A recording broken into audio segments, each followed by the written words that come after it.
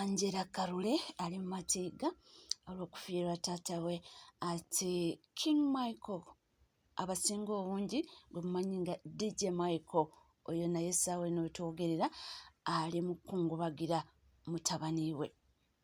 Mbaniriza mwena abali ku NCKTV mwebale kubanga mugyekuumiddeko, mwebale kutambula naffe. Gigenda gitya, gitambula gitya?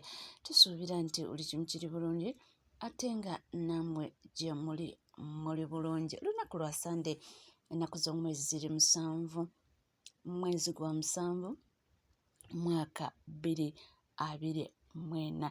Yonna gy'oli, yonna gy'osinzidde, tukwebaza n'okwebaza yenna ne sikwebaza yenna okubanga okyekuumidde ku mukutu era okubanga okyatambula naffe. Bingi nnyo bitulina okuba nga tukutuusaako nnaku olwaleero. Muyimbi Angela Kalule yayimba ennyimba nnyingi era tumutegeera bulungi omukyala ono. Essaawa ya kakati yafiiriddwako taata we nga Angela Kalule ye kennyini yasinzidde ku mikutu gye n'aba ng'ategeeza Abannayuganda nti taata we afudde mu bulamu bw'ensi eno. Kitalo nnyo, kitalo nnyo era kitalo ddala. Katusabe Mukama Katonda agumye ab'eŋŋanda n'emikwano ssaako ne Angela Kalule ye kennyini. Okusinziira ku Angela Kalule, taata ono teyafiiridde mu Uganda. Taata abadde awangaalira Amsterdam e Netherlands era nga taata ono be baagirwanako. Bw'afiiridde afudde nga retired captain Samuel Kiwanuka Kalule. So nga womanyi nti abaagirwanako munange batuusa obudde oba oluusi nga basomye embeera eriwo ne beetegula ekiwambulira, oba oluusi tombuuza lwaki yafiiridde mu Amsterdam. Naye nga kigambibwa nti taata teyabadde mulwadde, nti ng'omuntu yenna w'abaawo n'akomplaininngako nti kino nti yalwadde kantu katini nnyo, manya yalwadde dakika si nnyingi, taata n'ava mu bulamu bw'ensi eno. Naye ffenna tukimanyi nti abaagirwanako bayita mu bintu bingi era abasinga obungi oba otunuulidde abaagirwanako abafudde obungi nga tebafudde kawuka ka mukenenya, abasinga tebatera kulwala. Yadde tuze tuwulira ebintu bingi za kidney failure, biki blood clot, naye abasinga obungi tebalwala nnyo. Owulira nti yatondose n'agwa n'afa, yabadde mu kinaabiro ng'anaaba, yabadde akola ki. Naye taata wa Angela Kalule ye batugamba nti teyalwadde na kulwala. Bwe yabadde mulamutuku n'alwalamu kaawa akantu akatini nga olaba omuntu yenna akugamba nti bannange seewulira bulungi, okukkakkana amangu ago amawulire ne gayitingana nti muzeeyi afudde. Kitalo nnyo nnyini ddala era nga tweyongera okuba nga tusabira omwoyo gwe Mukama abe ng'amusonyiwa byonna ebyamusoobako. Tusabire ab'eŋŋanda n'emikwano nabo bonna abadde bamanyi captain. Munnange nga tukyali mu ba-celebrities baffe, amawulire agayitingana. Amawulire gano gatandise olwaggulo, amawulire okuva ku King Michael.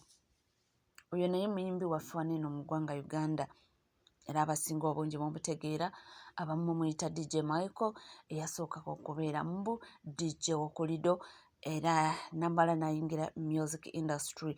Essaawa eno wetwogera amawulire agaliwo galaga nti afiiriddwako mutabani we omukulu. Omuvubuka ono abadde amanyiddwa nga Eric Mulwana yavudde mu bulamu bw'ensi eno. Kigambibwa nti ono mbu yagudde mu kabenje dekabusa. Nga womanyi obubenje ku nguudo munnange si byangu era osabanga busabi omuntu bw'aba asimbudde n'atuuka bulungi.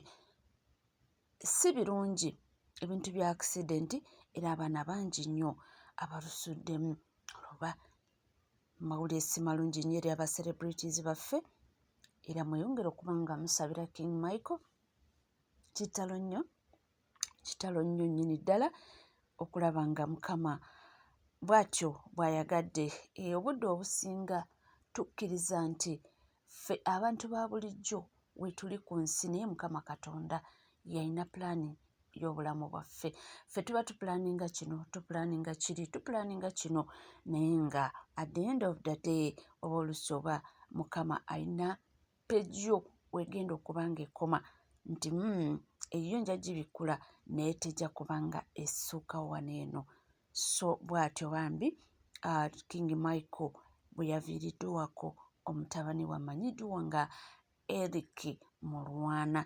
So amawulire si malungi eri ba celebrities baffe ab'enjawulo, naye nga we nkugambye nti tubeera n'okukkiriza nti buli kimu Mukama Katonda yakikola, era nti buli kimu kibaawo lwa nsonga, era nti munange yagaba ate era yaggyawo, nti ffenna lwe lugendo, naye obudde bwe buba nga tebunatuuka munnange nti tosobola kgenda, era nti ffenna gye tulaga naye buli omu alina akadde ke, ate buli omu alina engeri Mukama Katonda gy'akutegekeramu nti bw'otyo bw'oligenda. So mawulire geego munnange agatambula oba agagenda mu maaso agatali malungi eri ba celebrities baffe. Omukyala Angela Kalule ategeezezza nti ngeri taata we gye yafiiridde mu Amsterdam mu Netherlands, nti enteekateeka ez'okuba nga bakomyawo omwoyo gwe, nti bajja kuba nga bakommunicatinga ebintu nga ebinaatambula n'enteekateeka zonna nga we zinaaba.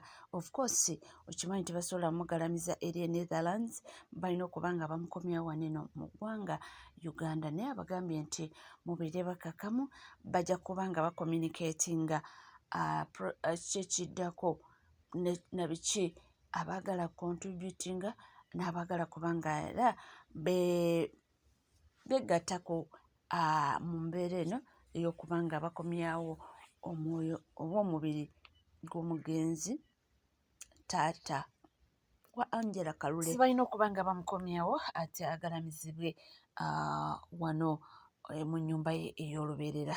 So ate eri ewa King Michael andowooza buli kimu, enteekateeka zonna zigenda mu maaso, era nga munnange nga weebiri nga w'omanyi nti munnange wano eno mu ggwanga Uganda enteekateeka zirina okuba nga zigenda mu maaso ez'okuba nga bagalamiza omwana mulenzi Mulwana Eric. Mawulire si malungi nnyo bambi, era nga ganaku nnyo nnyini ddala. Tweyongere okuba nga tubasabira ab'enganda n'emikwano, Mukama okuba nga abagumya mu kaseera ng'akakazibu. Musigale naffe tukomawo.